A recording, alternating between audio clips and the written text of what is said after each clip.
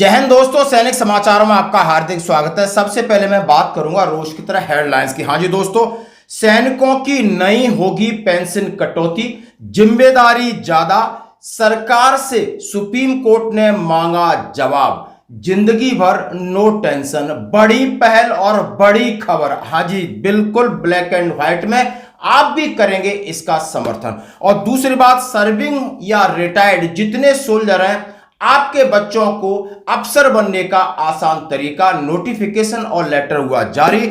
और जाति के नाम पर नेताओं की काली करतूत का खुलासा, जरा बच के रहना, इनसे बड़ा खतरनाक कोई नहीं। दोस्तों, खबरें करते हुए साथ से सबसे पहले मैं बात करूंगा रावना सिकरवार की। भूतपूर्व सैनिक हैं, फौजी हैं। कल फतेहपुर सीकरी लोकसभा सीट का चुनाव है। जितनी वहां के तहसील हैं, जितने एक्स सर्विसमैन बंधु हैं, नौजवान हैं, युवा हैं, एक फौजी को, एक ईमानदार इंसान को आप कांग्रेस पार्टी से इनको टिकट मिला है। हाथ के पंजे पर आप बटन दबाकर एक इतिहास बदलें। विजयी नहीं बना है, विजयी तो वो बनेगा, विजयी तो जनता उसको बना रखी है, उसको संसद में पहुंचाएं। ऐसे कर्मठ और जो समाज और शोषित वर्गों के लिए लड़ रहा है, आप इनकी करिए हेल्प, वो किसी भी पार्टी का हो। अब मैं बात करूंगा सैनिक खबरों की, उसके बाद कुछ मैं आपको वीडियो दिखाऊंगा कि आज देश में हो क्या रहा है। आपको जरूर देखना है, यदि आप सैनिक है फिर भी आपको देखना है, क्योंकि हम भी इस हिस्सा हैं इस समाज का। दोस्तों, बात करूंगा मैं सैनिकों की पेंशन में नहीं हो कटौती, सुप्रीम कोर्ट ने पीआईएल पर केंद्र से मांगा जवाब। हाँ जी दोस्तों, केंद्र सरकार को नोटिस भी दे दिया गया है। क्या यह जनहित याचिका सही है? क्या यह जनहित याचिका वो है और जिसमें हम समझ सकते हैं ये सेना के लिए, सेना के जवानों के लिए, जो कि सेना के जवान 35 साल में एक जवान रिटायर्ड होता है और उसकी जिम्मेदारी होती है, उसके बच्चे छोटे होते हैं, उसकी पत्नी एक घरेलू वाइफ होती है और रिटायर होने के बाद 18 से 20 हजार उसको पेंशन मिलती है। आने के बाद वो कहीं ना कहीं कोई प्राइवेट नौकरी करता है, 30-35 हजार कमाता है, जब उसका घर चलता है, बच्चों की एजुकेशन होती है। और उसी समय यदि जवान की मृत्यु हो जाए तो उसकी फैमिली पर दुखों का और जिम्मेदारियों का पहाड़ टूटता है और इसके साथ उसकी पेंशन को जो 50% है उसको 30% कर दी जाती है। जिम्मेदारी वही है, समाज वही है। और वो एक महिला जो घर के अंदर थी, अब घर के बाहर आकर वो नौकरी नहीं कर सकती इस समाज में, कौन उसको नौकरी देगा? फिर उसकी पेंशन कटौती क्यों? ये मानवीय पहलू, इस मानवीय पहलू पर आपको विचार करना होगा।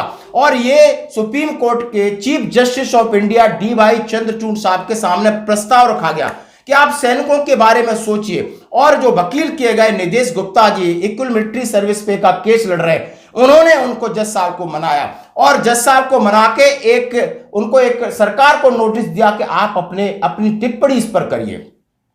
दोस्तों, पहल बहुत अच्छी है, आगाज बहुत अच्छा है, अंदाज भी बहुत अच्छा है और एक्शन भी बहुत जरूरी है। क्या हम ये सब नहीं समझ सकते कि जो लोग 60 साल पे रिटायर्ड होते हैं, उनकी जिम्मेदारी, उनके बच्चे बड़े हो जाते हैं, उनको कोई फिक्र नहीं, यदि वो भगवान को प्यारे हो गए तो कोई दिक्कत नहीं है। लेकिन एक जवान जो 30-35-40 साल के बीच में रिटायर्ड होता है, अरे उसकी पेंशन कम कर दी जाती है, उसकी जिम्मेदारी कौन संभालेगा? समाज की जिम्मेदारी नहीं है, सरकार की जिम्मेदारी नहीं है। नहीं है तो आप एक कानून बनाइए और इसी कानून को लेकर के ये एक्शन शुरू हुआ है। दोस्तों, अब मैं इस न्यूज पर आपको तरफ ले जाता हूं कि सैनिकों की फैमिली पेंशन में नहीं हो कटौती, सुप्रीम कोर्ट ने पीआईएल पर केंद्र से मांगा जवाब। वकील ने कहा कि एक रिटायर्ड सैनिक को अंतिम वेतन जो मिलता है का 50% उसको पेंशन मिलती है। रिटायरमेंट के बाद वह दूसरी नौकरी करता है ताकि उसका घर का खर्चा चलता रहे। सुप्रीम कोर्ट ने उस जनहित याचिका पर केंद्र सरकार से जवाब मांगा है, जिसमें एक मृत पूर्व सैनिक की फैमिली पेंशन में कटौती पर सवाल उठाया है। मुख्य न्यायाधीश DY चंद्रचूड़ की अध्यक्षता वाली पीठ में शुरू से इस जनहित याचिका पर विचार करने के इच्छुक नहीं थे। पीठ इसे नीतिगत मामले के तौर पर देख रही थी। इसके बावजूद वरिष्ठ वकील निदेश गुप्ता ने अपनी दलीलों को पीठ को केंद्र सरकार से जवाब मना लिया। अपनी दलील में वकील ने कहा है, एक रिटायर्ड सैनिक की कम उम्र में मृत्यु हो जाती है, कम उम्र में रिटायर्ड होता है, तो उसके परिवार के पालन पोषण का पूरा बोझ उसकी विधवा पर आ जाता है।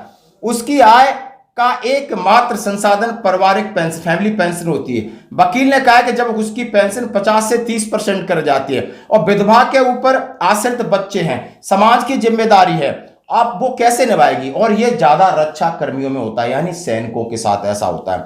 किसी सैनिक की मृत्यु के बाद विधवा या आश्रित को पारिवारिक पेंशन दी जाती ताकि वह मृत सैनिक के परिवार उन सभी सदस्यों का भरण पोषण कर सके जो उसके जीवन काल के दौरान उस पर निर्भर थे। हालांकि पेंशन में इतनी भारी कटौती से बचे लोगों के लिए जीवन यापन की बड़ी लागत को पूरा करना बेहद मुश्किल है। याचिका में कहा गया यह रिट याचिका सरकार की मनमानी और अन्यायपूर्ण पेंशन नीति के खिलाफ निर्देशित है, जो संविधान के अनुच्छेद 14 और अनुच्छेद 21 के तहत मृत सेवा कर्मियों की विधवाओं और आश्रित बच्चों के अधिकारों को उल्लंघन करती है। आपको बता दें कि देश भर में पूर्व सैनिकों को लगभग 6.50 लाख विधवा पेंशन में से लगभग 85% यानी लगभग 5,53,000 JCOR रैंक की जो विधवाएं हैं जनहित याचिका कहा गया है कि औसतन एक सैनिक का अंतिम वेतन 50,000 होता है। इसका मतलब है कि उसको 15,000 में 30% हो जाएगी तो कैसे खर्चा चलेगा।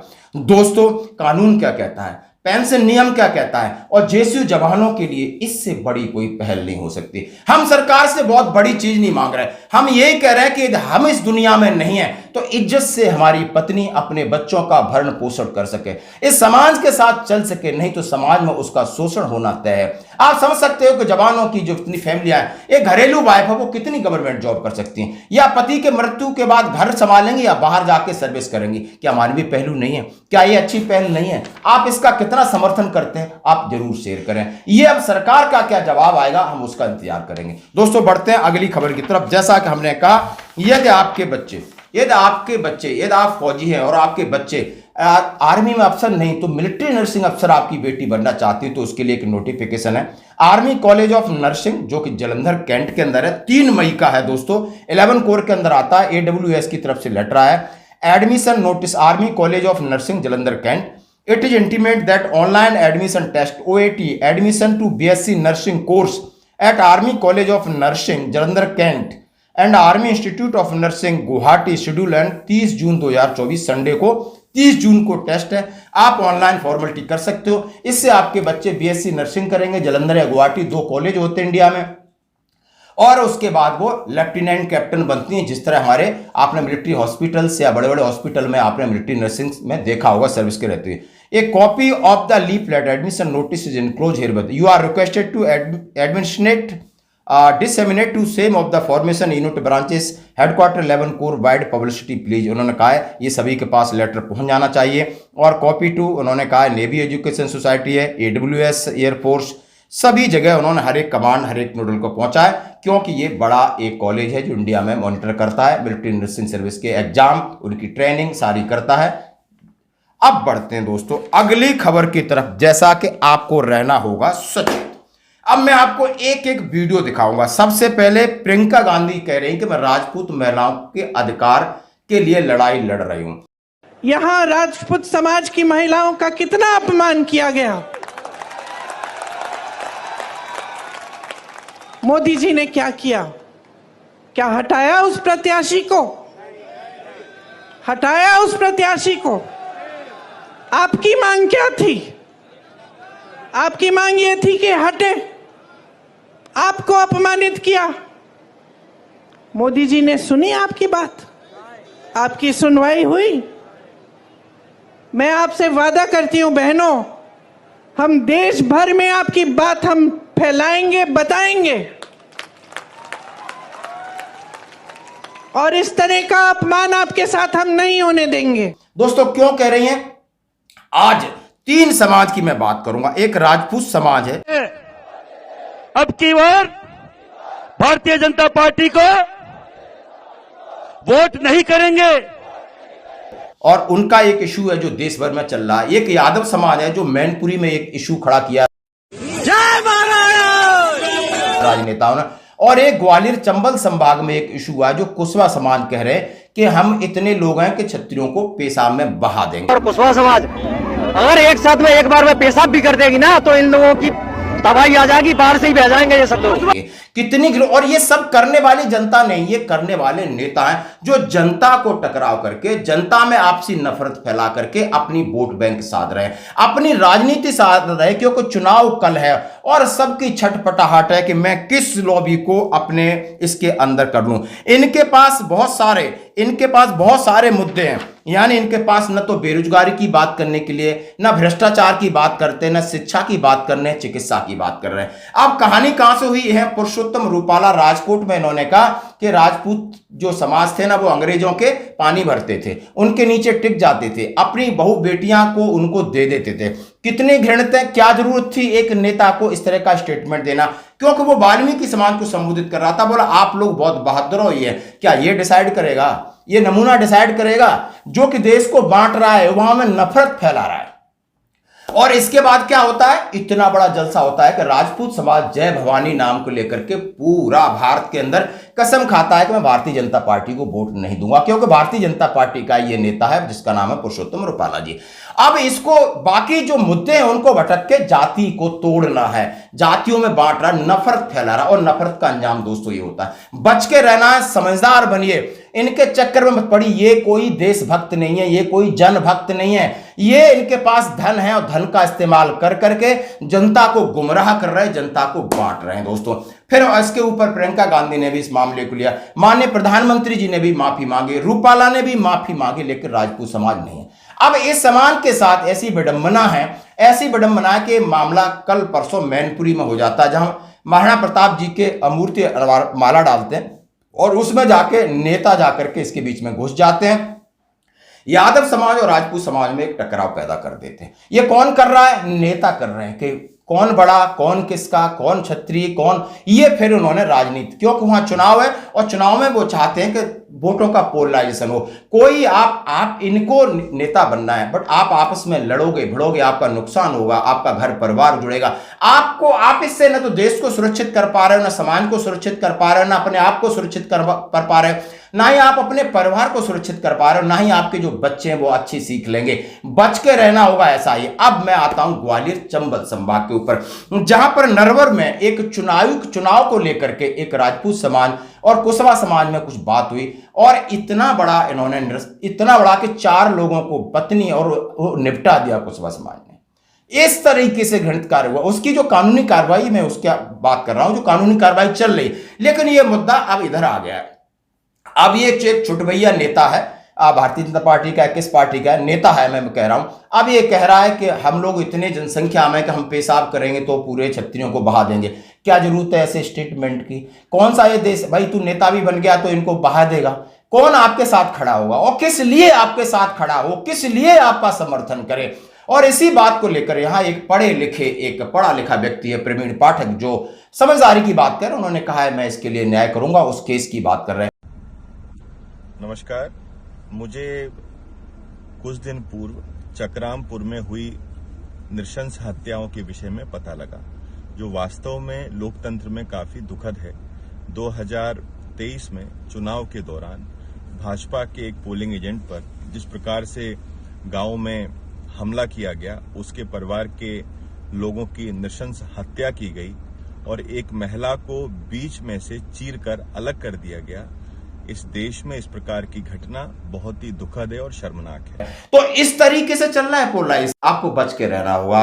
और ये हमेशा एक समाज को तोड़ना जोड़ना, ये इस तरीके की नफरत फैला रहा है। पहले तो बड़ा यानी हिंदू मुसलमान हो रहा था, अब देखो हमारे इस इलाके में ऐसा हो रहा है। दुख होता है कि लोग सड़कों पर उतरते हैं, लोग सरकारी संपत्ति को नुकसान पहुंचाते हैं, अपने आप को नुकसान पहुंचाते हैं, राष्ट्र को नुकसान पहुंचा रहे हैं, जाति के नाम पर हमको बांट रहे हैं। रहना होगा सचेत दोस्तों, निर्णय आपका। मैं ये नहीं कह रहा कि कौन अच्छा है कौन खराब है, लेकिन आपको अब प्रेम के साथ रहना है, भाईचारे के साथ रहना है। मुद्दों की बात करिए इनसे कि भाई भ्रष्टाचार कहां गया और आपने महंगाई कहां जा रही है, आप रोजगार कितना दे पा रहे हो, शिक्षा चिकित्सा दे पा रहे हो कि नहीं दे पा रहे, इसकी बात नहीं करते हैं ये लोग। चुनाव में आके कौन सी बातें कर रहे हैं, जरा दिमाग खोलकर रखना। धन्यवाद। एक बार आप सब हाथ ऊपर कर लो।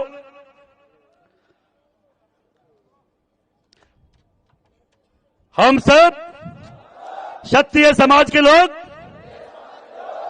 आज इस गुजरात के आनंद से शपथ लेते हैं, अब की बार भारतीय जनता पार्टी को वोट नहीं करेंगे और पहली सीट आनंद की अमित सिंह हमारे क्षत्रिय समाज का व्यक्ति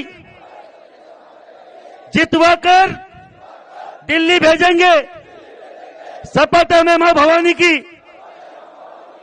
जय भवानी, जय भवानी।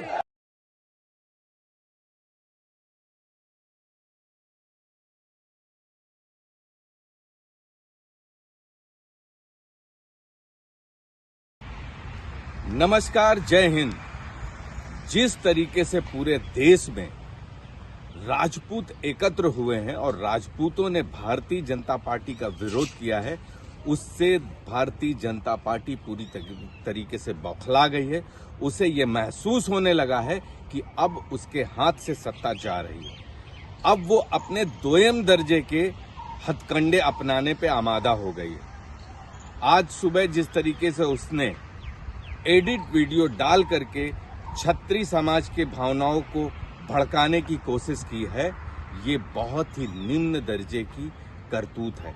और मुझे अफसोस इस बात का है कि इस करतूत में हमारे उत्तर प्रदेश के मुख्यमंत्री योगी आदित्यनाथ भी शामिल हो जाते हैं।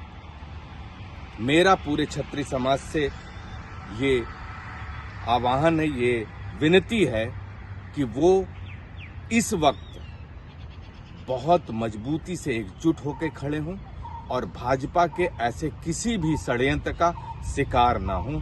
जय हिंद। और उससे ज्यादा शर्मनाक ये बात है कि एक विशेष जाति के लोगों को एक विशेष जाति के नेता के द्वारा सहयोग किया गया, समर्थन किया गया और आज तक उस पर कोई ठोस कार्रवाई नहीं हो पाई। मैं प्रशासन से इस बात का अनुरोध करना चाहता हूं कि आप अपने नैतिक दायित्वों को निभाएं और कोशिश करें कि जो भी लोग इस अपराध से जुड़े हुए हैं उन पर सख्त से सख्त कार्रवाई हो।